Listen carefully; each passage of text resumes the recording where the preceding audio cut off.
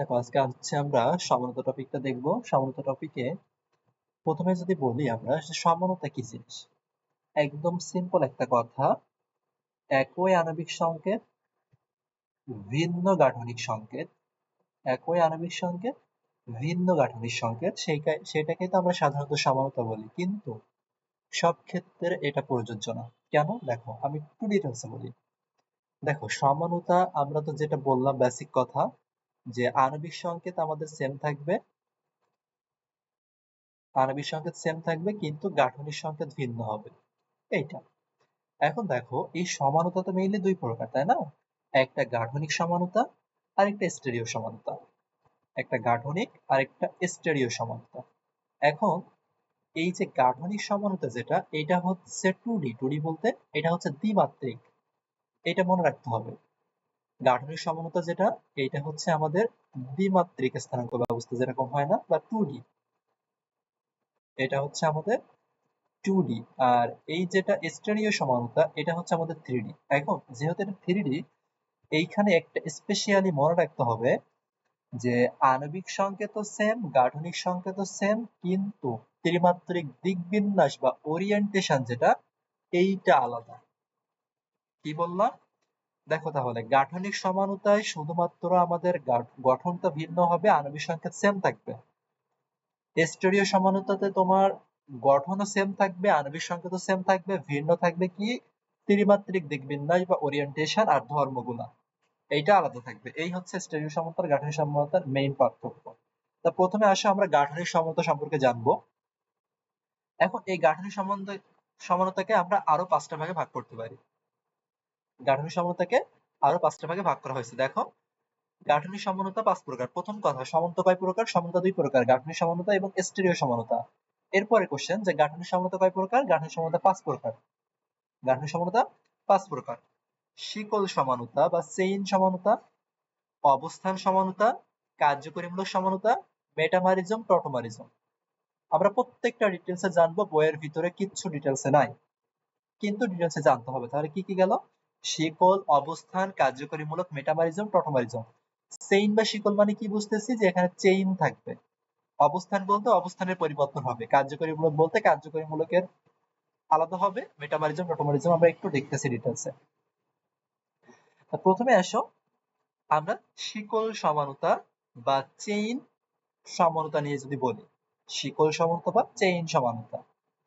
এখন সংজ্ঞা আমার মুখস্থ করার কিন্তু কোনো প্রয়োজন নাই, কিন্তু একটা জিনিস তোমাকে একটু জানতে হবে এখান থেকে। দেখো এই লাইনটা, শাখাযুক্ত অ্যালকেন এর স্ফুটনাঙ্ক চেইন অ্যালকেনের থেকে কম হবে, মানে যে অ্যালকেনের শাখা থাকবে তার স্ফুটনাঙ্ক কম হবে।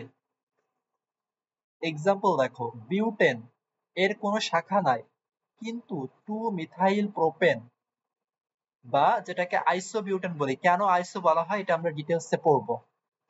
দেখো এখানে বিউটেনে কিন্তু কোনো শিকল নাই, এই শিকল বলতেছি, কোনো শাখা নাই, কোনো শাখা নাই, কিন্তু 2 মিথাইল প্রোপেন, তুমি যদি এটা গাঠনিক সংকেত দেখো, নামকরণ তো পড়া হয়ে গেছে।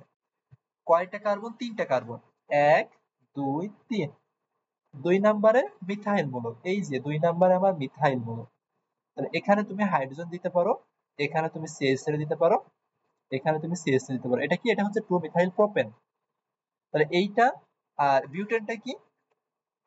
CH3 CH2 CH2 CH3, এইটাই তো আমাদের বিউটেন। তো দেখো এইটা তো বড় এবং এইটা ছোট, মানে আকারটা ছোট মনে হচ্ছে, কিন্তু এই এরিয়াটা বেশি হলো, এটা আমার দেখার দরকার নাই। মনে রাখবে শুধু শাখা যদি থাকে, শাখা যদি থাকে তাহলে তার স্ফুটনাঙ্ক কমে যাবে, কারণ এখানে মেইন যে চেইনটা ছিল বা মেইন যে শিকড়টা ছিল সেটা ছোট হয়ে গেছে, এই জন্য এটার স্ফুটনাঙ্কটা কমে যাবে। স্ফুটনাঙ্কটা কমে যাবে, এতটুকু কথা মনে রাখতে হবে, আর কিছু দরকার নাই। এইখান থেকে অ্যাডমিশন টেস্টে ঘোরায় ফেরায় কোশ্চেন আসে। এই লাইনটা ভালো করে যদি না পড়া হয়, একটা কোশ্চেনের অ্যান্সার করতে পারবা না, ধরতে পারবা না কোশ্চেন কোথা থেকে করছে। এবং এই লাইনটা সেভাবে পড়ায় না, পড়ানো হয়ও না, কিন্তু পড়তে হবে। এখন কতটুকু জানলে কি আমার জন্য এনাফ? না, এনাফ না।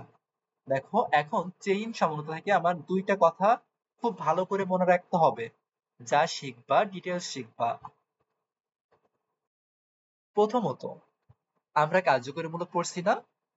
যদি তোমার একটা কথা মনে রাখবা, কার্বনযুক্ত কার্বনযুক্ত কার্যকরীমূলক যদি প্রেজেন্ট থাকে, কার্বনযুক্ত কার্যকরীমূলক কি তো জানোই, যে কার্বক্সিলিক অ্যাসিড, অ্যালডিহাইড এগুলা।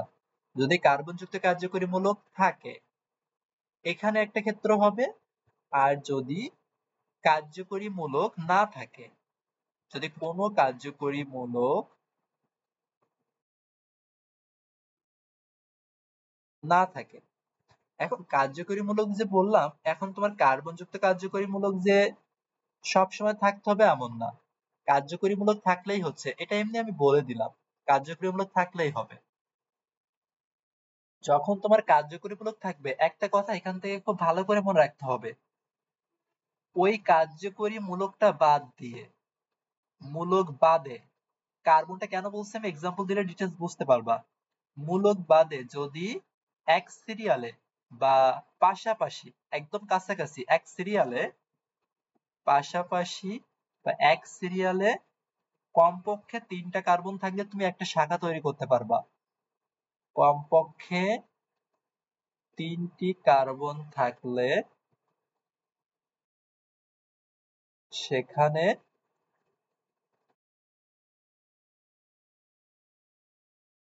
শাখা তৈরি করতে পারবো একটি। এটা একটা জিনিস। দ্বিতীয়ত, যখন তোমার কোনো কার্যকরীমূলক থাকবে না, যখন তোমার কোনো কার্যকরীমূলক থাকবে না, তখন মেইন শিকলে, কমপক্ষে 4টা কার্বন থাকতে হবে।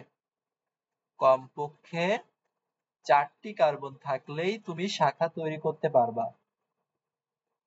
শাখা তৈরি করা যাবে। এবার আসো আমরা একটু এক্সাম্পল দেখি। যা কিছু দেখবো এক্সাম্পল না দেখলে তো হয় না। দেখো, আমরা প্রথমত এই যে CH3, CH2, CH2, CH3, এটা কি? এটা হচ্ছে বিউটেন।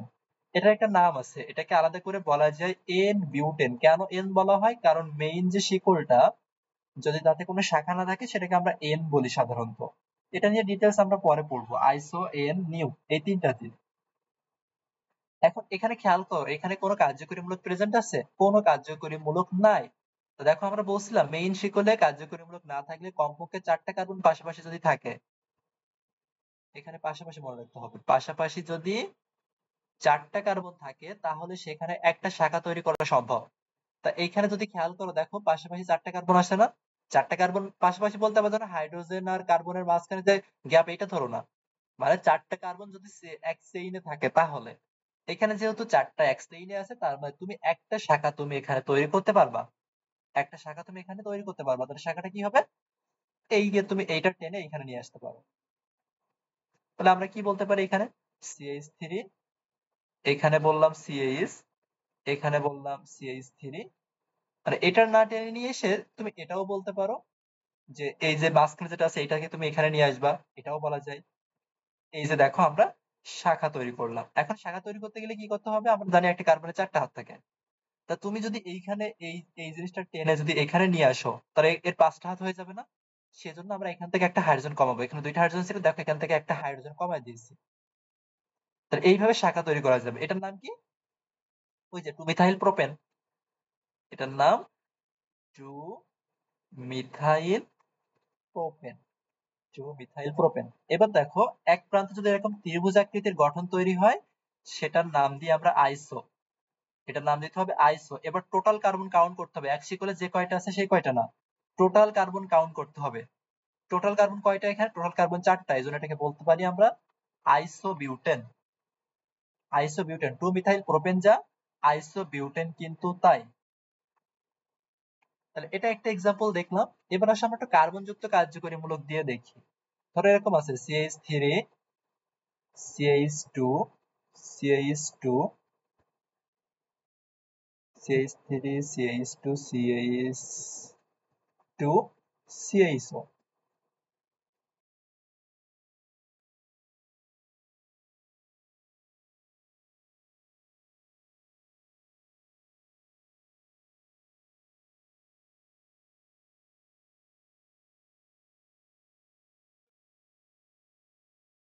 এখানে আমাদের 4টা কার্বন আছে, কিন্তু দেখো এটা কার্বনযুক্ত কার্যকরীমূলক না, এটা আমাদের কার্বনযুক্ত কার্যকরীমূলক।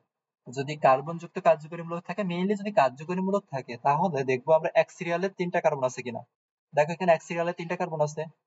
যদি এক সিরিয়ালে 3টা কার্বন থাকে, তাহলে সেখানে আমি কি করতে পারবো, একটা শাখা তৈরি করতে পারবো। শাখা কোথায় তৈরি করবা, মাঝখানে তৈরি করবা। একটা এখানে তুমি CH3 দিবা, তার মানে কি করছো, এই CH2 টাকে টেনে এখানে নিয়ে আসছো, তাহলে কি করতে হবে, একটা হাইড্রোজেন একে দিতে হবে। সেই কাজটা করছি আমরা। আর এখানে কি ছিল, একটা হাইড্রোজেন ছিল, এটা হাইড্রোজেনটা তুমি সাথে দিলেও দিতে পারো। এখানে বন্ড CHO, বন্ড CHO, তাহলে এটা, তাহলে এখানে এটার নাম কি, এটা তো 4 কার্বন বিশিষ্ট অ্যালডিহাইড, এটা আমার 4 কার্বন বিশিষ্ট অ্যালডিহাইড, তার মানে এটা বিউটানল বলতে পারি আমরা। 4 কার্বন বিশিষ্ট অ্যালডিহাইড কি সাধারণত আমরা বিউটানল বলি। আর নিচেরটা দেখো, এখানে শাখা তৈরি করা কিন্তু পসিবল হচ্ছে। এইরকম সমানতা কিন্তু আমাদের পরীক্ষায় চলে আসতে পারে।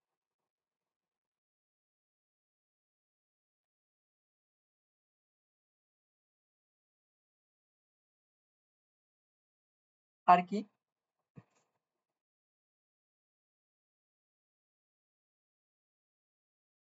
CH3 CH2 CH2 OH, এইখানে কার্যকরীমূলক পাশাপাশি 3টা কার্বন আছে, তাহলে এখানেও আমি শাখা তৈরি করতে পারবো। CH3, এখানে CH, এইখানে CH3, এখানে কি হবে OH। তা এটার নাম কি, এন প্রোপানল, বা এটাকে তুমি শুধু বলতে পারো প্রোপানল। আর এখানে দেখো এক প্রান্ত ত্রিভুজ আকৃতির হয়েছে, তাহলে এটাকে আমরা বলবো আইসোপ্রোপানল, আইসোপ্রোপানল। যে কোনো কিছুর কিন্তু বের করা সম্ভব, যে কোনো কিছুর আমরা বের করতে পারি। আচ্ছা, এটা গেল। আরো কিছু কি হতে পারে? হ্যাঁ, হতে পারে। ধরো CH3, এখানে আমি CH2 বললাম, এখানে CH2O CH3, এটাতে বোঝাই যাচ্ছে এটা হচ্ছে আমাদের একটা ইথার, এটা হচ্ছে আমাদের একটা ইথার। তো এই ওটা কার্যকরীমূলক, এই CH3 তো তোমার মেইন শিকলে যাচ্ছে না। এইখানে দেখো কার্যকরীমূলক বাদে পাশাপাশি কি 3টা কার্বন আছে? হ্যাঁ, পাশাপাশি 3টা কার্বন প্রেজেন্ট, পাশাপাশি 3টা কার্বন প্রেজেন্ট। যেহেতু পাশাপাশি 3টা কার্বন প্রেজেন্ট, এই মাঝখানে তুমি একটা শিকল তৈরি করে দিবা। তৈরি করতে পারবো আমরা। CH3 C বন্ড, এখানে H, এখানে CH3, এখানে বন্ড কি হবে, O bond CH3, O bond CH3।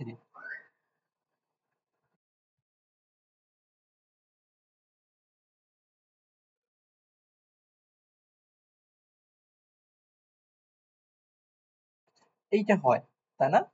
এটা করা সম্ভব। এখন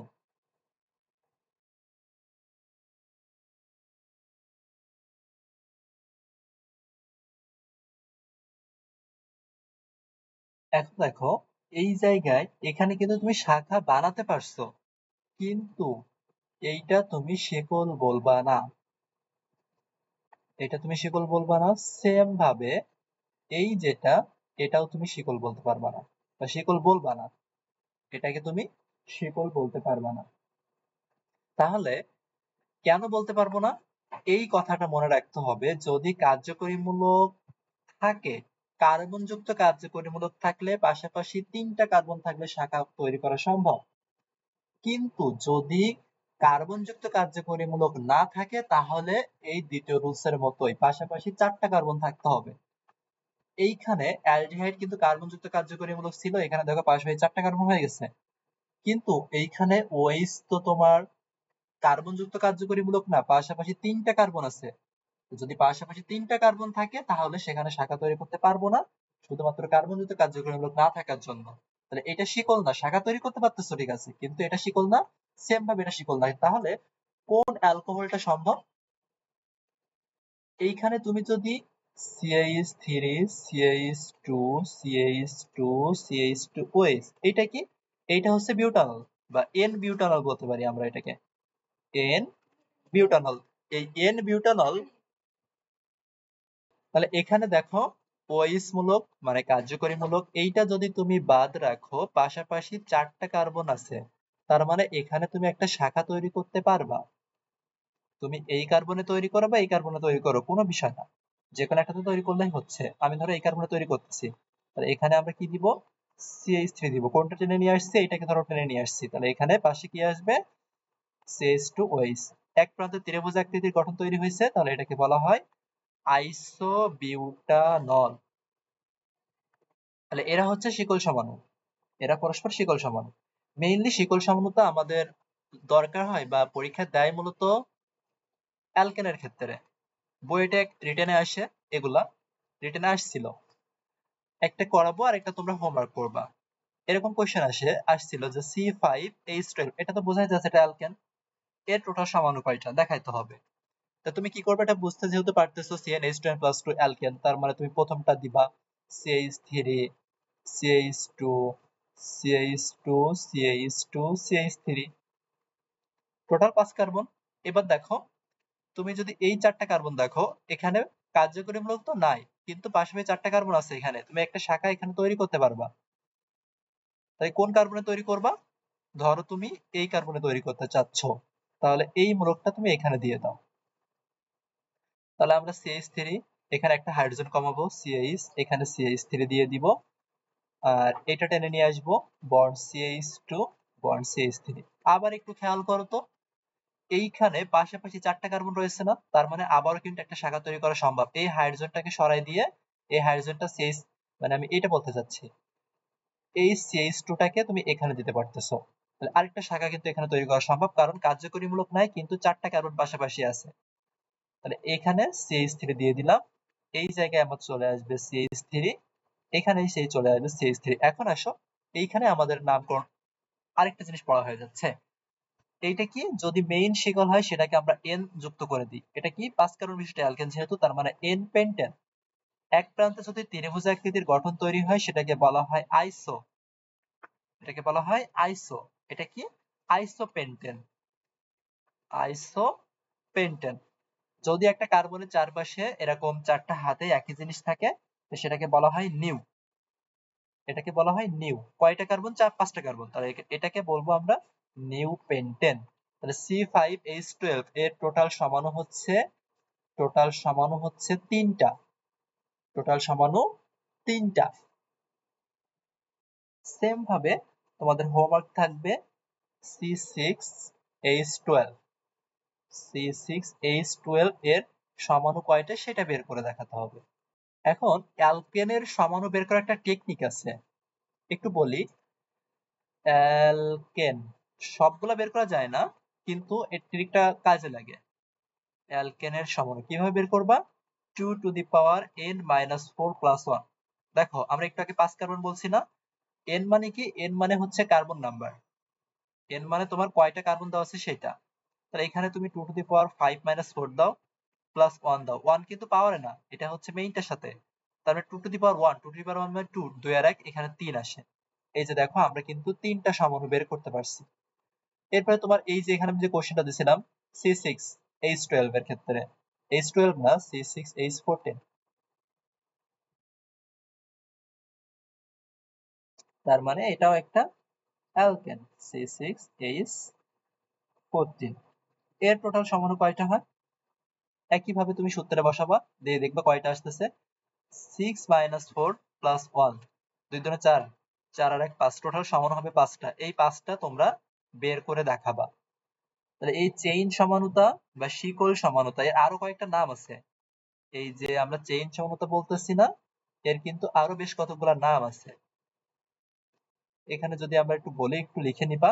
চেইন সমানুতা, শাখা সমানুতা, কেন্দ্রীয় সমানুতা বা শৃঙ্খল সমানুতা, বা যেটাকে আমরা চেইন সমানুতা বলে থাকি, যেটাকে আমরা চেইন সমানুতা বলে থাকি। আচ্ছা, আরেকটা জিনিস একটু সাবধান করে দিই, এইখানটাতে একটু জিনিস একটু সাবধান করে একটু খেয়াল রাখবা। CH3,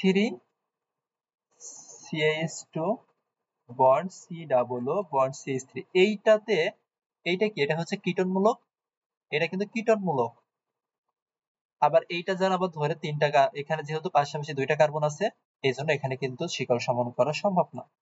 এই জায়গাটাতে তুমি শিকল সমানুতা করতে পারবে না। সেম ভাবে তুমি যদি এরকম বলো CH3, CH2 CHO এটাতেও শিকল সমানো সম্ভব না, কারণ কার্যকরীমূলক আছে কিন্তু কার্বনযুক্ত কার্যকরীমূলক আছে কিন্তু পাশাপাশি 3টা কার্বন থাকতে হবে, যে জিনিসটা এখানে দেওয়া নাই, এটা সম্ভব না। তাহলে এটাই মোটামুটি আমার ছিল হচ্ছে শিকল সমানতা, ডিটেইলস বলে দিলাম। এক্সট্রা কি মনে রাখতে হবে, শাখা থাকলে স্ফুটনাঙ্ক কমে যাবে, শাখা থাকলে সেখানে আমার স্ফুটনাঙ্কটা কমে যাবে। আচ্ছা, এইবার আসো অবস্থান সমানতা। এবার অবস্থান সমানতা, তো অবস্থান সমানতাটা কি? অবস্থান সমানতা আর আমরা শিকল সমানতা এই দুইটার ঝামেলা একটু হয়, এই দুইটা ঝামেলা হয়, আমরা একটু খেয়াল করব। দেখো, একযোজিক, একটা কথা তোমাকে খুব ভালো করে মনে রাখতে হবে, একযোজিক কার্যকরীমূলক অবস্থান শুধুমাত্র পরিবর্তন করবে, মাতৃযৌগের কার্বন সংখ্যা এখানে সেম থাকবে। একযোজিক কার্যকরীমূলক, একটা কথা তোমাকে মনে রাখতে হবে, এই যেটা আমি বললাম, অবস্থান সমতা কাদের হবে, যেখানে একযোজি কার্যকরীমূলক বিদ্যমান, একযোজি কার্যকরীমূলক যাদের থাকবে তারাই। কারা? এক্সাম্পল গুলা একটু মনে রাখবা। অ্যালকোহল এখানে একযোজি, অ্যামিন, তারপরে হ্যালাইড, তারপরে এই অ্যালকাইল মূলক বা মিথক্সি বা অ্যালকোক্সি মূলক, এরপরে অ্যালকিন, অ্যালকাইড, এইগুলা সাধারণত তোমার অবস্থান সমানতা দিবে, এইগুলা তোমার কি করবে, অবস্থান সমানতা দিবে। একটা কথা মনে রাখতে হবে, মাতৃযৌগের কার্বন সংখ্যা কিন্তু কখনো চেঞ্জ হবে না, মাতৃযৌগের কার্বন সংখ্যা কখনো চেঞ্জ হবে না। এখন দেখো, ঝামেলা যেটা হয় অবস্থান সমানতা আর শিকল সমানতা, ঝামেলাটা হয়, আগে আমি এই অবস্থানটা ক্লিয়ার করি, তারপরে শিকল সমানতা আমি কেন, এখানে একটু আবার যদি দেখাই, এই শিকল সমানতায় কেন এই যে এইটা শিকল হয় নাই, এটা কেন শিকল হয় নাই এইটা আমরা বলবো। এখন অবস্থানটা এখানে আসো, আমরা এই জায়গাটাতে ক্লিয়ার করি। অবস্থান সমানতা, এই বিষয়টা এখানে একটু খেয়াল করো, কাদের কাদের হবে এটা কিন্তু আগে ম্যান্ডেটরি, ভালো করে এটা মনে রাখতে হবে। তা আমরা যে 3 কার্বন বিশিষ্ট যে অ্যালকোহলটা নিয়ে কথা বলতেছিলাম সেটা নিয়ে আমরা আরেকটু দেখি, এটা কি, এটা হচ্ছে আমাদের প্রোপানল, এটা হচ্ছে আমাদের প্রোপানল, এটা হচ্ছে 1 নাম্বার কার্বনে, তুমি এখানে কি করতে পারো, এর অবস্থানটা চেঞ্জ করতে পারো, এর অবস্থানটা চেঞ্জ করে কোথায় দিতে পারো, এই জায়গাটাতে তুমি OH দিতে পারো আর এখানে CH দিতে পারো, এই কাজটা করতে পারো তুমি। তাহলে এইটা দেখো কেন করতে পারছো, কারণ এইখানে OH মূলকটা কি একযোজি কার্যকরীমূলক ছিল, একযোজি কার্যকরীমূলক ছিল। সেম ভাবে তুমি যদি এখানে বলো, আমরা আগে যেটা পাই নাই, CH3 CH2 CH2 বন্ড ও CH3, এইখানে দেখো আমরা একটা মূলক বলছিলাম না, বন্ড ও আর, এটা থাকলেও তুমি অবস্থান সমতা করতে পারবা। এখানে দেখো সেই জিনিসটা আছে, এই আর মানে তো অ্যালকাইল মূলক, তার মানে এখানেও তুমি অবস্থান সমানতা করতে পারবা। প্রোডাক্টটা কি আসবে, সমানতা কি আসবে, এখানে কি হবে, এই যে OCH3 এখানে দিতে পারবা, এখানে কিন্তু এই মূলকটাকে নিয়ে আসতে হবে, শুধু ও নিয়ে আসা যাবে না, এইখানে ও CH3, এই জায়গায় সেই CH3,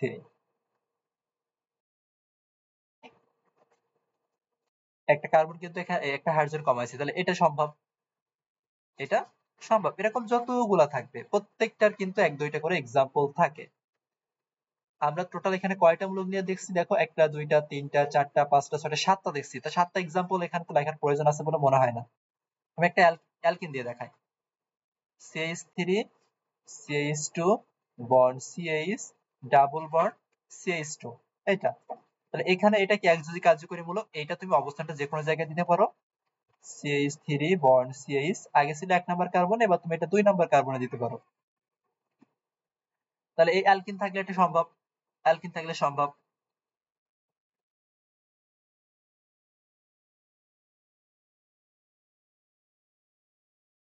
আচ্ছা, অ্যালকোহল নিয়ে তো দেখলাম, তো যখন আবার অ্যালকোহল এখানে তোমার যদি 4টা থাকে সেক্ষেত্রে কি হবে, 4টা কার্বন যদি থাকে, যেমন আমি এখানে বললাম CH3, 4টা না 5টা দিয়ে দেই, 3টা 4টা 5টা, এটা কি পেন্টানল, এটা হচ্ছে আমাদের পেন্টানল, নেল না কিন্তু, পেন্টানল।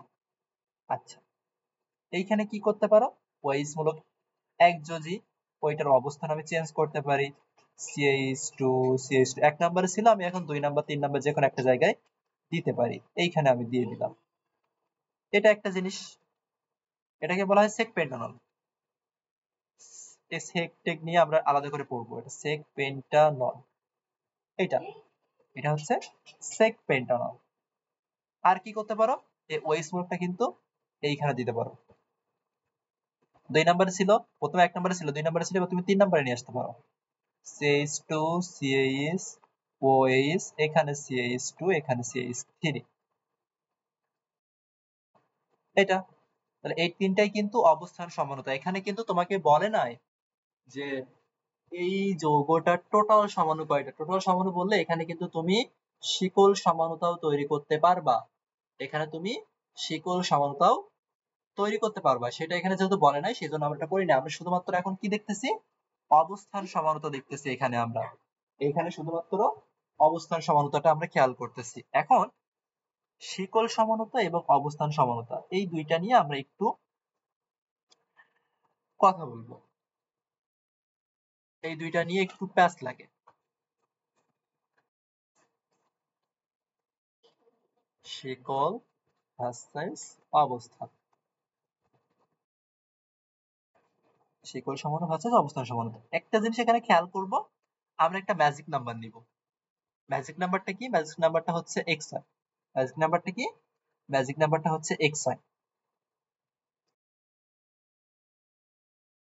এইখানে আমরা x মানে কি বলবো, x মানে হচ্ছে মেইন শিকলে কার্বন সংখ্যা।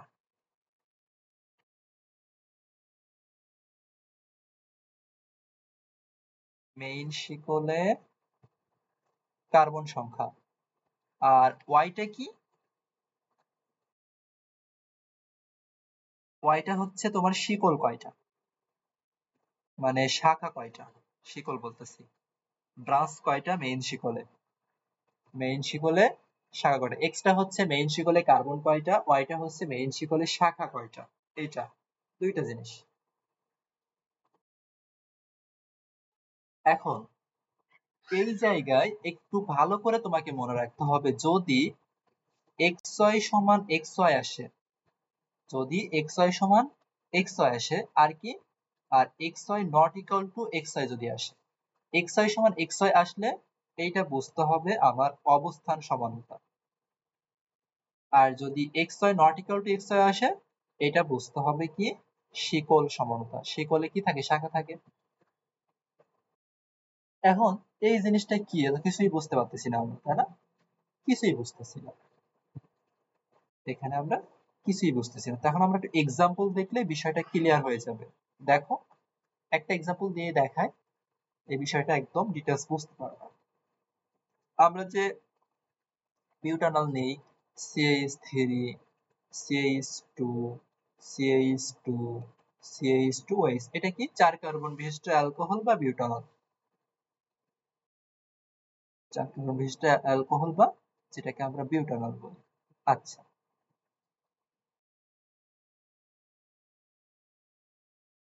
এখানে যেটা আছে এইটাই এক্স কি, এক্স হচ্ছে তোমার কার্বন সংখ্যা। মেইন শিকলে কার্বন সংখ্যা 4টা, কোনো শাখা নাই।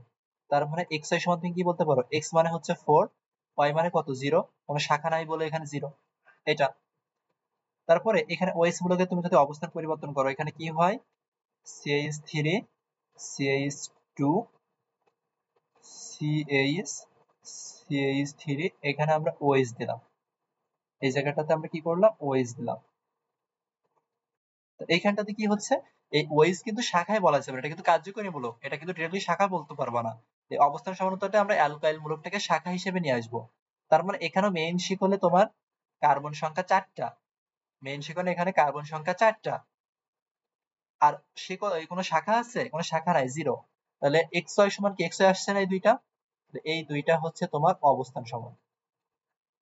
এখন দেখো এই এক্সাম্পলটা আর এর আগে যে এক্সাম্পলটা আমরা দেখছিলাম অ্যালকোহলের ক্ষেত্রে, এই যে দেখো এইখানে কার্বন সংখ্যা 3টা, মেইন শিকলে কোনো শাখা নাই, এখানে কার্বন সংখ্যা 3টা, কোনো শাখা নাই। আবারও বলতেছি ওএইচটাকে তুমি শাখা হিসেবে নিও না যেন। xy সমান xy আসলে এখানে কি বলছি, xy সমান xy আসলে সেটা হবে অবস্থান সমানুতা। এটা কিন্তু অবস্থান সমানুতা গেল। এখন এই জায়গায় পাশাপাশি 4টা কার্বন ছিল, তুমি এখানে কি করতে পারো, শাখা তৈরি করতে পারো না একটা, কি করতে পারো, এরকম করতে পারো তুমি CH3 CH CH3 দেন এখানে CH2OH। এই জায়গায় দেখো তো, কালারটা চেঞ্জ করে নিই। মেইন শিকলে কার্বন কয়টা, মেইন শিকলে কার্বন হচ্ছে 3টা, মেইন শিকলে শাখা কয়টা, শাখা একটা। তাহলে এরা শিকল সমানু, এটা কিন্তু তুমি অবস্থান সমানু বলতে পারবা না। এখন এখানে তুমি চাইলে কি করতে পারো, আরেকটা শাখা তৈরি করতে পারো না। দেখো CH3 CH, আমরা শাখা তৈরি করছিলাম না, এই যৌগটাই আগে দেখছিলাম শিকল সমানুর ক্ষেত্রে, এখানে ছিল আমার CH3, এখানে ছিল CH3, এখানে ছিল আমার OH। দেখো এটা 1 নাম্বার, এটা 2 নাম্বার, এটা 3 নাম্বার কার্বন। এখানেও দেখো 3টা কার্বন আছে মেইন শিকলে, মেইন শিকলে 3টা কার্বন আছে, একটা শাখা আছে। তাহলে এখানেও xy সমান 3 1, xy সমান 3 1 হলে এখানে কি, এই দুইটা কি বলা যাবে, এই দুইটা হচ্ছে আমার অবস্থান সমাণু। কিন্তু তুমি যদি এই এই দুইটার মধ্যে বলো, মানে এই যে এই দুইটার মধ্যে বলো, এই দুইটার মধ্যে বললে এটাকে তুমি কি বলবা, এদেরকে তুমি বলবা শিকল সমাণু। আশা করি শিকল সমাণু আর অবস্থান সমাণুর ডিফারেন্সটা বুঝতে পারছো।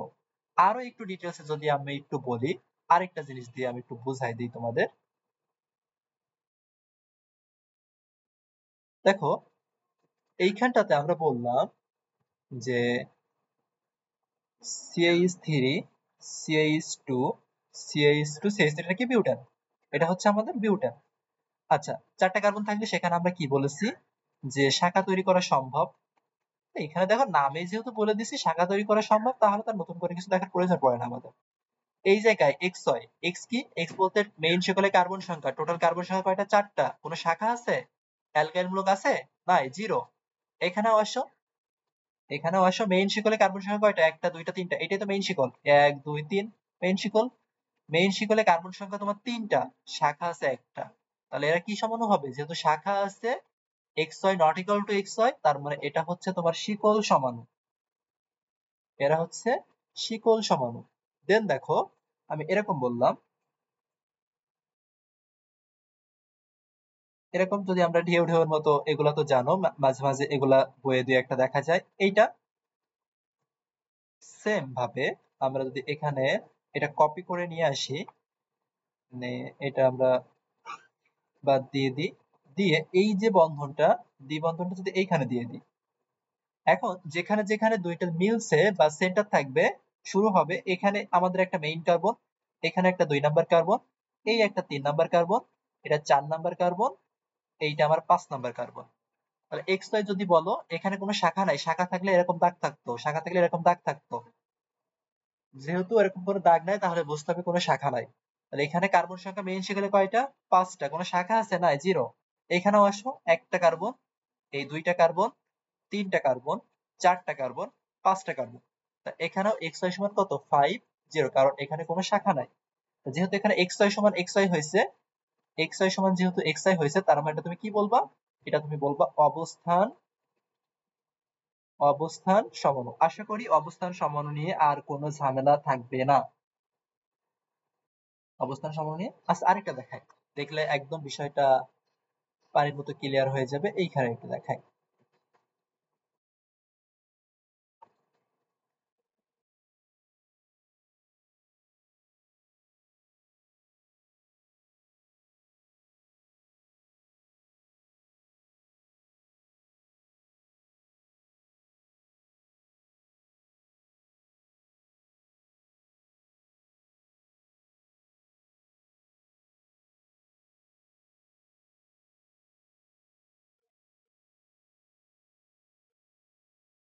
দেখো এইখানটাতে তোমার সিএইচও দেওয়া, আর এই জায়গাটাতে তোমার সিএইচও দেওয়া, আর কিছু না। তাহলে দেখো, যেখানে সিএইচও দেওয়া থাকবে, আমরা নামকরণে কি শিখছি, সেটাই আমাদের মেইন কার্বন নিতে হবে, ওই জিনিসটাই আমাকে মেইন কার্বন নিতে হবে।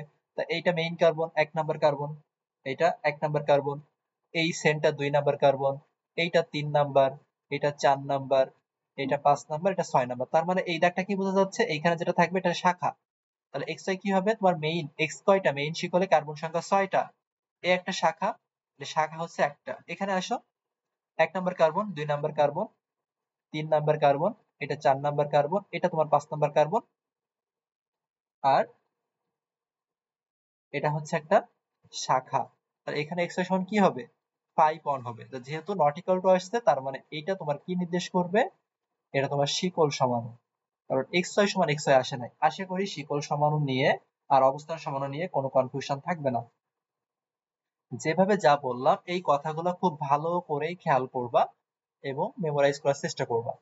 তাহলে এটাই ছিল আমার শিকল সমাণু এবং অবস্থান সমাণু নিয়ে। এরপরে আসো, আমরা যদি দেখি কার্যকরীমূলক সমাণু। কার্যকরীমূলক সমাণু নিয়ে তো খুব বেশি বলার মতো কিছু নাই, এটা খুব সিম্পল জিনিস। কার্যকরীমূলক সমাণু তো আমরা একটু পরে দেখবো, এটা একটু আমরা পরে দেখবো, কার্যকরীমূলক চেঞ্জ হয়ে যাবে এটা। আমরা একটু মেটামারিজম নিয়ে কথা বলি। মেটামারিজম, মেটামারিজম বলতে গেলে বলা যায় এটা এক ধরনের অবস্থান সমাণু। কেন বললাম, এটা কি এখানে লেখা আছে?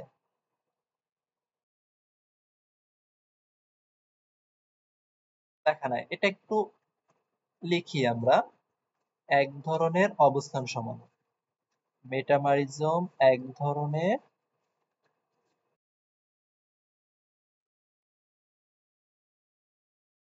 অবস্থান সমাণু। দেখো কেন, একটু খেয়াল করো।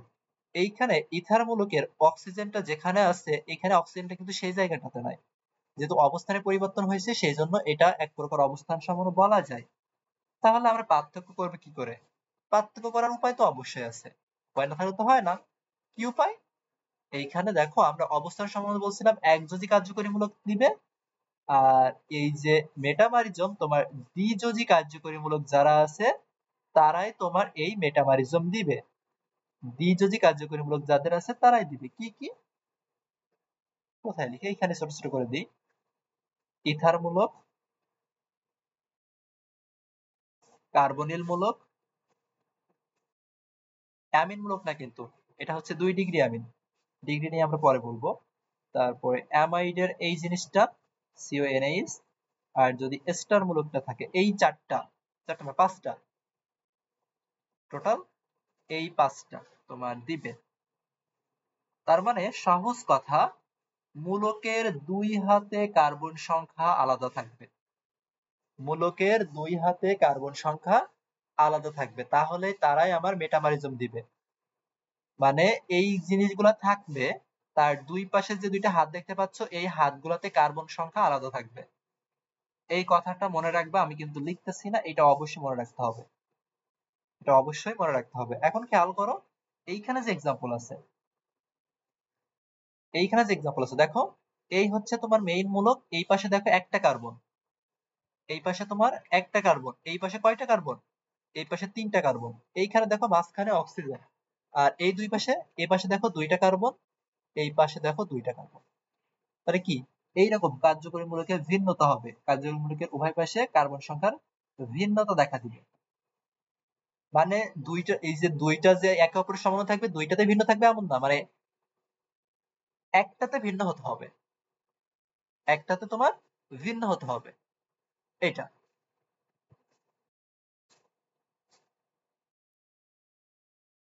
তাহলে এরা মেটামারিজম। তাহলে এরকম কোশ্চেন আসবে, কারা মেটামারিজম দেখাবে, কারা মেটামারিজম দেখাবে, তার তুমি খুঁজবা। মেটামারিজম ও অবস্থান সমানতা, অবস্থান সমানতা এক প্রকার অবস্থান সমানতা। যদি তোমার এই পাঁচটা থাকে, যদি তোমার এই পাঁচটা থাকে, তাহলে তো তুমি বুঝে নিচ্ছ যে এখানে তোমার মেটামারিজম হয়েছে, অবস্থান সমানতা হয় নাই, এখানে মেটামারিজম হয়েছে। এই জায়গায় কিন্তু আমরা আরো একটা জিনিস করতে পারি, তাই না?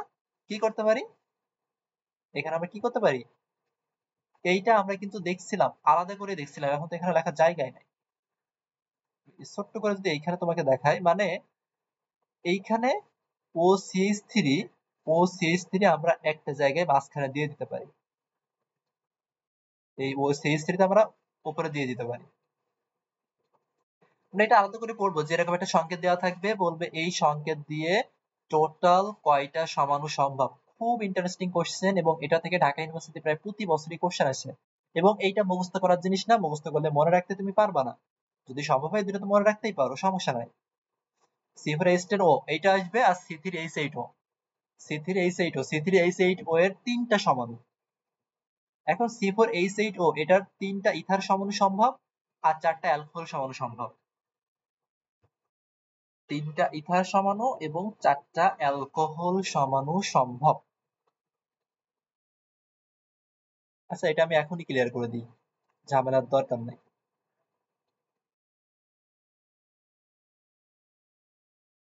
দেখো, এরকম সমানুতা বের করতে গেলে মেইনলি এটা হচ্ছে বলা যায়,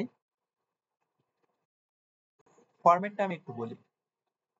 এভাবে কেউ শিখাবে না, এবং এটা অ্যাডমিশন টেস্টে প্রায় আসে। এখন একটু ভালো করে শিখে রাখো, না হলে সারা জীবন এটা মুখস্থ করে যেতে হবে। যদি অ্যালকেনের সাথে একটা অক্সিজেন থাকে, যদি অ্যালকেনের সাথে অক্সিজেন থাকে, আমরা এটা মূলত কার্যকরীমূলক সমতা থেকেই আসি। এটা মূলত আমরা কার্যকরীমূলক সমতা থেকেই দেখি। যদি এরকম থাকে, তাহলে এটার দুইটা সমাণু থাকে। একটা সমাণু থাকে হচ্ছে, আমি এটা কার্যকরীমূলক সমতায় বলবো, কিন্তু এইটা আর বলবো না, এটা এখন আমি বলে দিচ্ছি। যদি অ্যালকেনের সাথে অক্সিজেন থাকে, সেখানে দুইটা সমাণু সম্ভব, মুখস্থ করতে হবে অ্যালকোহল এবং ইথার। আরেকটা জিনিস তোমাকে একটু মুখস্থ করতে হবে, এই শুধু এই একটা জিনিসের জন্য মুখস্থ কিন্তু খুব কঠিন ঘটনা না। যদি তোমার কার্বন সংখ্যা, সি সংখ্যা মানে কার্বন সংখ্যা, একটা থাকে, দুইটা থাকতে পারে, তিনটা থাকতে পারে, চারটা এবং পাঁচটা, এর বাইরে যাবে না। তোমার চারের বাইরে কখনোই যাবে না, পাঁচটা এমনি বলার জন্য। যদি তোমার কার্বন সংখ্যা একটা থাকে, এগুলা সব হবে হচ্ছে অ্যালকোহল সমান। যদি তোমার কার্বন, এই অ্যালকেনের সাথে কার্বন সংখ্যা যদি এক কার্বন বিশিষ্ট এরকম অ্যালকেনের সাথে অক্সিজেন হয়, সেই ক্ষেত্রে তোমার সমানুত্তর সংখ্যা হবে একটা, এবং সেটা হবে অ্যালকোহল সমাণু। দুইটা হলে একটা, কার্বন সংখ্যা তিনটা হলে অ্যালকোহল সমাণু হবে কয়টা? দুইটা। কার্বন সংখ্যা চারটা হলে অ্যালকোহল সমাণু হবে চারটা। কার্বন সংখ্যা পাঁচটা হলে অ্যালকোহল সমান হবে আটটা। এখন মনে হচ্ছে এটা খুব কঠিন মনে রাখা, কিন্তু না, দেখো খেয়াল করো, খেয়াল করো, তোমাকে শুধু কষ্ট করে এই একটা কার্বন সংখ্যা থাকলে সমাণু কয়টা এটা মনে রাখতে হবে, বাকিগুলো তুমি বের করতে পারবে। দেখো, দুইটা কার্বন থাকলে সমাণু কয়টা হবে, আগের সমাণু সংখ্যা যোগ করবা, তা আগে তো এক ছিল, এক যোগ করলে একই হবে। তিনটা কার্বন থাকলে সমাণু কয়টা হবে, আগের দুইটা যোগ করো, দেখো এক আর এক যোগ করলে দুই আসে। চারটা কার্বন থাকলে সমাণু কয়টা হবে, দেখো আগের তিনটা যোগ করেই যেটা আসছে, দুই আর এক তিন আর এক চার। পাঁচটা কার্বন থাকলে সমাণু কয়টা হবে, আগের গুলো যোগ করো, তাহলে 6 7 8। তাহলে এটা কিন্তু আমরা অ্যালকোহল সমাণু বের করে ফেলেছি। একটু কষ্ট করে তোমাকে এবার একটু ইথার সমাণুটা বের করতে হবে। আমি তোমাদের বইয়ে যেটা ছিল ওইটা নিয়ে বলে দিই, যেটা তোমাদের বইয়ে এই পরীক্ষায় আসতে পারে। C4H10O দেওয়া আছে, তাই না? তাই এখানে যেহেতু তোমার কার্বন সংখ্যা চারটা আছে, এখানে যেহেতু তোমার কার্বন সংখ্যা চারটা, তার মানে এখান থেকে তুমি সমাণু পাবো তো দুইটা, অ্যালকেনের সাথে অক্সিজেন থাকলে সমাণু পাবো দুইটা। একটা পাবো তুমি অ্যালকোহল সমাণু, আরেকটা পাবো তুমি ইথার সমাণু। তো অ্যালকোহল সমাণু কয়টা তুমি এখান থেকে দেখেই বলে দাও, কার্বন সংখ্যা চারটা হলে অ্যালকোহল সমাণু হবে কয়টা? অ্যালকোহল সমাণু চারটা। কার্বন সংখ্যা চারটা হলে অ্যালকোহল সমাণু চারটা। এখন আসতে হবে ইথার সমাণু কয়টা হবে, এখন আসতে হবে ইথার সমাণু কয়টা, এইটা ভেরি ভেরি ইম্পর্টেন্ট। আচ্ছা, ইথার সমাণুটা আমাকে দেখতে হবে। ইথার কি? ইথার হচ্ছে আর বন্ড, এটা না? আচ্ছা, আমি একটু আগে এটা গাঠন গুলো দেখে নিই, তারপরে অ্যালকোহল সমাণু গুলো আমি দেখাইনি। এরকম রিটেনে তোমার আসবে যে C4H10O এর টোটাল সমাণু গুলো দেখাও, তখন তো কিছু করার নাই, দেখাতে হবে। এই জন্য এখন শিখে নাও কিভাবে দেখাবা। তো তুমি আগে চার কার্বন বিশিষ্ট অ্যালকোহলের মেইন যেটা সেটা লিখো, CH3 CH2 CH2 CH2 OH। এটা এটা কি 1 ডিগ্রি অ্যালকোহল না? OH যে কার্বন যুক্ত, ওইটা একটা কার্বনের সাথে যুক্ত থাকলে সেটা হবে আমাদের 1 ডিগ্রি অ্যালকোহল। গেল, সমস্যা নাই। একটু খেয়াল করো, কার্যকরীমূলক থাকলে এখানে আমাদের শাখা তৈরি করার কথা বলা আছে। এখানে শাখা তৈরি করো, CH3, এখানে কি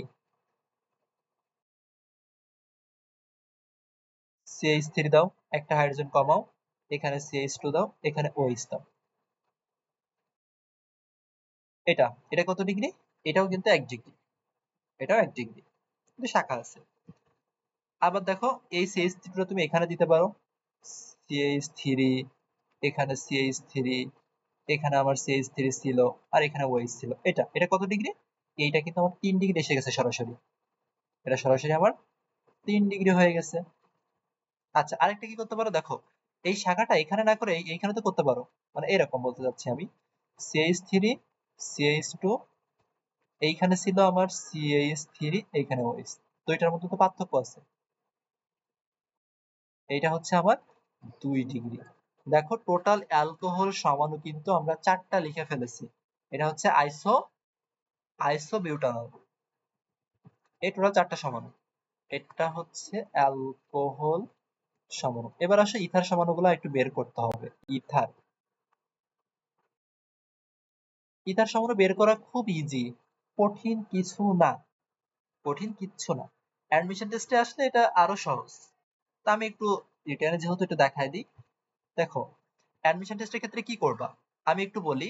অ্যাডমিশন টেস্টে আসলে টোটাল কার্বন গুলো লিখবা। টোটাল কার্বন কয়টা? এখানে টোটাল কার্বন হচ্ছে 4টা, 2 3 4টা। ইথার হতে গেলে অক্সিজেন কোথায় থাকতে হয়? প্রান্তে?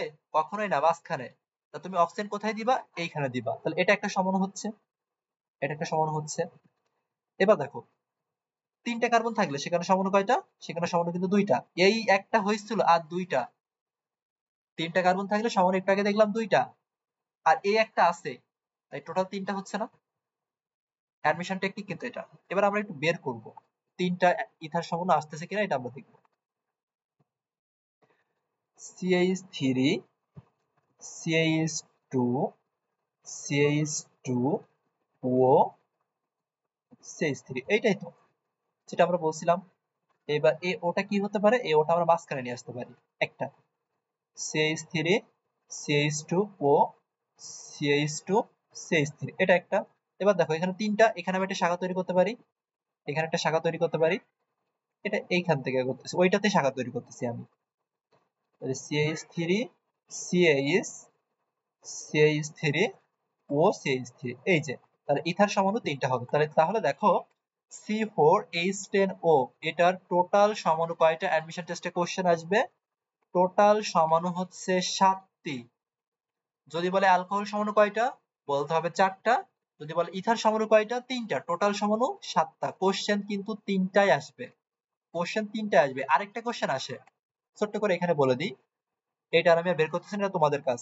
C3H8O, এইটা অ্যালকোহল সমাণু 2টা এবং এটার ইথার সমাণু 1টা। টোটাল সমাণু কয়টা?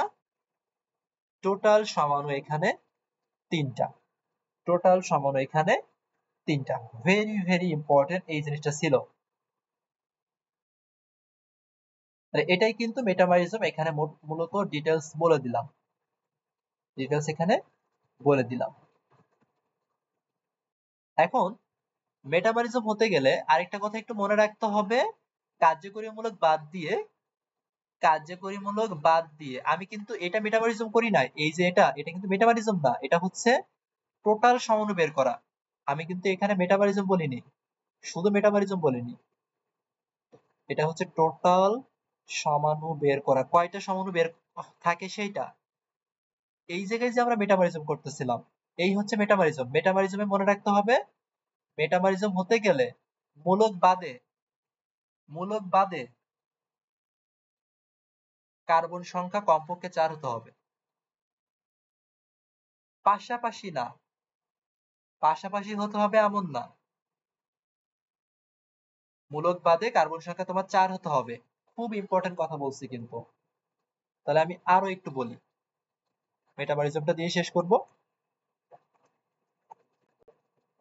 একেবারে ডিটেলস বলতেছি, এত ডিটেলস না জানলে মনে হচ্ছে যে ভাই অনেক ডিটেলস বলতেছে, কিন্তু এগুলো না জানলে ঝামেলা, প্রচন্ড ঝামেলা এগুলো না জানলে। জানতেই হবে, এগুলা জানতেই হবে। এইটাই মনে রাখা লাগবে যে মেটামারিজম হতে হলে মূলক বাদে কমপক্ষে, পাশাপাশি বলি নাই কিন্তু, কমপক্ষে 4টি carbon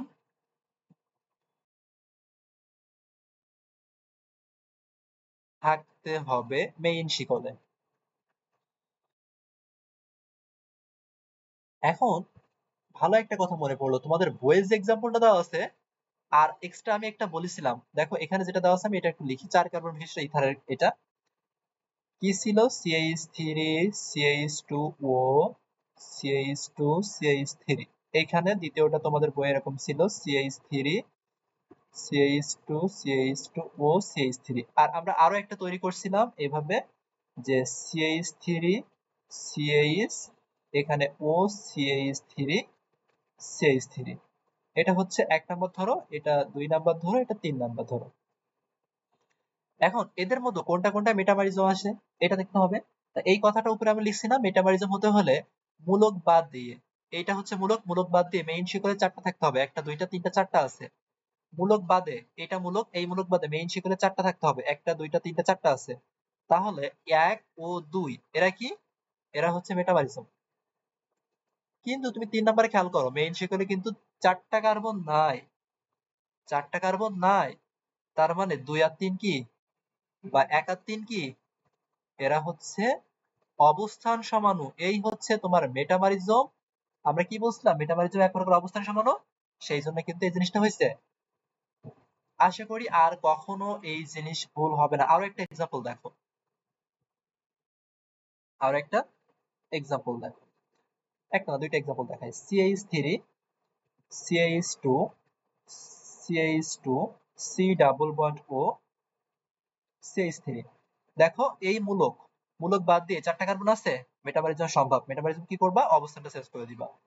CH3 CH2 C double bond O CH2 CH3। এটা মেটামরিজম সম্ভব, 4টা কার্বন থাকতে হবে। আরো এক্সাম্পল দেখো, কিন্তু যদি এরকম হতো CH3 CH2 C double bond O, এখানে দেওয়া হয়েছে CH3, এটা কি সম্ভব? সম্ভব না। কেন? কারণ মূলক বাদ দিয়ে মেইন শিকলে 4টা কার্বন নাই। তা তুমি যদি এরকম দাও, বা তোমার পরীক্ষায় যদি কেউ এরকম দিতে দেখো, এটা কি হবে? হবে না। উপরে এটা তো সেম জিনিস। দেখো এপাশে 2টা কার্বনের পরে কার্যকরীমূলক, এপাশে 2টা কার্বনের পরে কার্যকরীমূলক, এখানে মেটামরিজম সম্ভব না। তাহলে অন্য কোনো কার্যকরীমূলক থাকলে কি মেটামরিজম হতে পারে? সেটাও দেখো। CH3 CH2 NH CH2 CH3। দেখো এই কার্যকরীমূলক, NH এর দুই পাশে 2টা দাগ থাকবে বলছিলাম, সেটাই আছে। এটা বাদ দিয়ে 4টা কার্বন থাকলে সেখানে তুমি মেটামরিজম তৈরি করতে পারবা। CH3 CH2 CH2 NH CH3। এই তাহলে এটা মেটামরিজম সম্ভব। মেটামরিজম নিয়ে আশা করি আর কোনো কনফিউশন থাকবে না। কোনো কনফিউশন থাকবে না মানে কোনো কনফিউশন থাকবে না। আচ্ছা, টটোমারিজমটা শেষ করে ফেলি। দেখো টটোমারিজম বইয়ে কি বলছে, আমরা একটু বই থেকে আগে একটু দেখি। টটোমারিজম এই এক্সাম্পল গুলো আশা করি বুঝতে পারবো, আমার নতুন করে বলার কিছু নাই। টটোমারিজমটা কি? টটোমারিজম হচ্ছে কীটনমূলক থেকে ইনল হয়ে যাবে, এটাকে বলা হয় গতিশীল কার্যকরীমূলক। এটাকে আমরা বলি গতিশীল কার্যকরীমূলক। এক প্রকার কার্যকরীমূলক থেকে তাদের কাঠামোটা পরিবর্তন হয়ে অন্য কার্যকরীমূলকে চলে যাবে। এইটা, এই যে কীটমূলকটা ইনলে যাবে, কীটমূলকটা ইনলে যাবে। এক্সাম্পল কি? প্রোপানন ও প্রোপিন টু অল। এই যে কোন সংকেতে মেটামার সমাণু সম্ভব এটা বের করবা, যদি এখানে বলাই আছে। এখন টটোমারিজম কি শুধুমাত্র প্রোপানন আর এই যে কিটোনের মধ্যে সীমাবদ্ধ থাকবে? টটোমারিজম কি শুধুমাত্র কিটোনের মধ্যে সীমাবদ্ধ থাকবে? না, আরো সীমাবদ্ধ থাকে। এরা শুধু এর মধ্যে সীমাবদ্ধ থাকে না, আরো আছে, আরো আছে, দেখাচ্ছি। এইটা মেইন, এইটাই তোমার পরীক্ষায় থাকবে। এটা কিভাবে থাকবে? তোমাকে কিটোন খুঁজতে হবে। এটা এভাবে থাকতে পারে C3H6O, এরকম কোশ্চেন আসছিল ডিউতে এবারই, যে কোনটি টটোমারিজম দেখাবে? কিটোন টটোমারিজম দেখাবে। এবং কি হয় এখানে মূলত, খেয়াল করো, আমরা জানি এইখানে একটা বন্ধন ভাঙলো, একটা বন্ধন ভাঙলে আমাদের 2টা ইলেকট্রন তৈরি হয়। ধরো যে কোনো একটা বন্ধন তুমি ভাঙো এখানে, তাহলে এখানে বা এখানে একটা তৈরি হলো, এখানটা তৈরি হলো, এখানে সেম জিনিস ভাঙলে এই বন্ধনটা ভাঙলাম, দুইটা তৈরি হলো, এই দুইটা মিলে কি হবে, ওএইচ হবে, আর এই দুইটা মিলে এখানে দ্বিবন্ধন হবে, সেটা দেখো এখানে হয়েছে। এটা হচ্ছে ইনল সমাণু প্রোপিন টু ওয়াল। তাই প্রোপাননের টটোমারিজম কি হবে, প্রোপিন টু ওয়াল। প্রোপাননের টটোমারিজম কি হচ্ছে, প্রোপিন টু অল। এখানে দেখো আরো কিছু কথা বলা আছে, আমরা একটু এগুলো একটু দেখে ফেলি। কিটো ইনল টটোমারিজমের শর্ত বলছে দেখো, প্রথমত কার্বনিল যুক্ত অ্যালডিহাইড ও কিটোন যৌগ সাধারণত কিটো ইনল টটোমারিজম দেখাবে। দ্বিতীয়ত ওই কার্বনিল মূলকের সাথে যুক্ত sp3 সংশ্লিষ্ট কার্বন পরমাণুতে কমপক্ষে একটা আলফা হাইড্রোজেন থাকতে হবে। মানে কি, মানে এটা কিন্তু খুবই সহজ। দেখো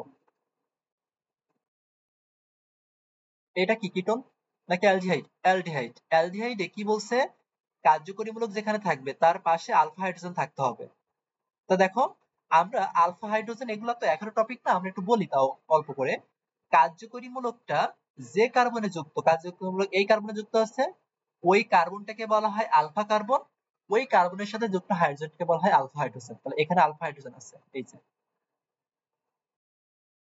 এটাকে বলা হয় ভিনাইল মূলক। এটা আসে পরীক্ষায় যে নিচের কোনটি ভিনাইল মূলক, CH2 ডাবল বন্ড CH, এটাকে বলা হয় ভিনাইল মূলক। CH2 ডাবল বন্ড CH, এই পার্টটুকু শুধু, এটাকে বলা হয় ভিনাইল মূলক। ওইচ আছে বলে অ্যালকোহলটা যুক্ত করছে।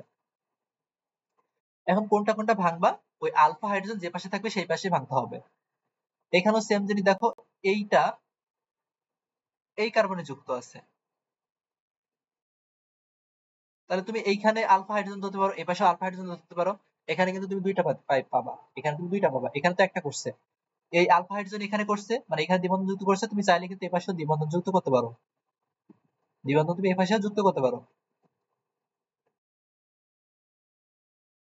অ্যাসিটোফেনলের ক্ষেত্রেও সেম, এইখানে দেখো আলফা হাইড্রোজেন আছে, এখানে দ্বিবন্ধন, যেখানে আলফা হাইড্রোজেন থাকবে সেখানে তুমি দ্বিবন্ধন করবা, যেখানে আলফা হাইড্রোজেন ধরবা দ্বিবন্ধন করবা।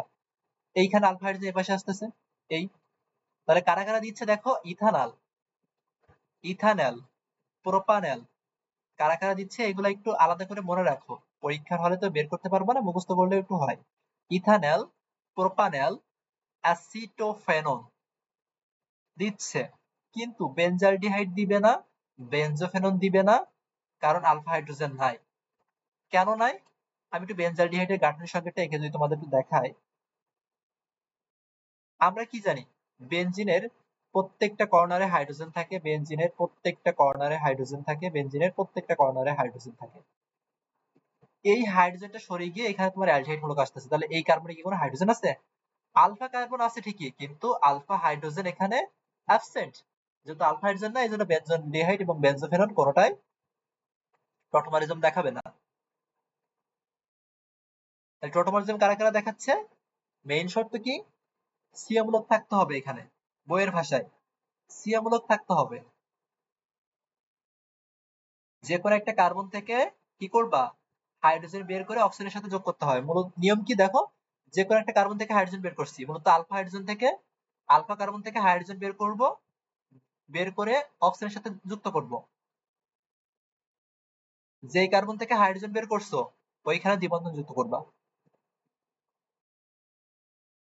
মানে পাই বন্ধনটা ওইখানে শিফট করতে হবে। আর যে কার্বনে হাইড্রোজেন কম থাকবে সেইখান থেকে মূলত হাইড্রোজেনটা সরাবা। কার্বনে হাইড্রোজেন কম থাকার কথা বলছি, এখানে হাইড্রোজেন যে এখানে একা আছে ওইটা না কিন্তু, সব খেয়াল করো। এইটার ক্ষেত্রে দেখো, এখানে তুমি বলতে পারো এখানে সরাইলাম না কেন, প্রথমে বলছিলাম এখানে সরাতে পারো, কিন্তু ওটা এক্স্যাক্টলি উত্তর হবে না। কেন, কারণ এখানে লিখি, যে আলফা কার্বনে, যে আলফা কার্বনে হাইড্রোজেন কম সেখান থেকেই হাইড্রোজেন সরাবো, সেখান থেকেই হাইড্রোজেন সরাবা, অবশ্যই অবশ্যই সেইখান থেকে hydrogen সরাবা।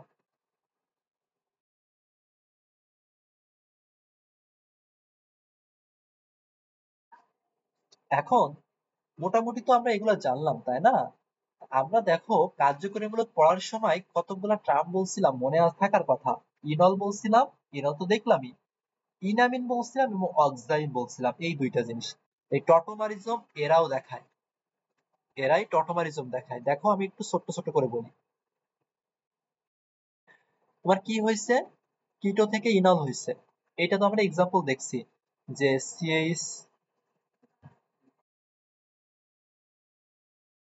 CH3 C double bond ও বন্ড এইচ অথবা আর, এখানে আলফা হাইড্রোজেন অথবা এটা তোমার কিটোন হতে পারে বা অ্যালডিহাইড হতে পারে। এইটা থাকলে এখান থেকে এটা কিন্তু উভমুখী, ইনল থেকে তোমার কিটোন আসতে পারে ডাবল বন্ড সি ও এইচ, এটা এইচ অথবা আর। এটা এটা হচ্ছে তোমার কি, এইটাই তোমার কিটো থেকে ইনলে যাওয়া। দ্বিতীয়ত ইমিন, ইমিন থেকে আমরা যাব কিসে, ইনামিন। আবার তুমি কিন্তু ইনল থেকে কিটোতে আসতে পারো, ইনামিন থেকে ইমিনেও আসতে পারো। এখানে কি হয়, CH3 C double bond NH bond H অথবা আর, এইটা কনভার্ট হয়ে কি হয় ইনামিন। ইনামিন কি বলছিলাম, CH2 ডাবল বন্ড C, এখানে হবে NH2 বন্ড এইচ অথবা আর।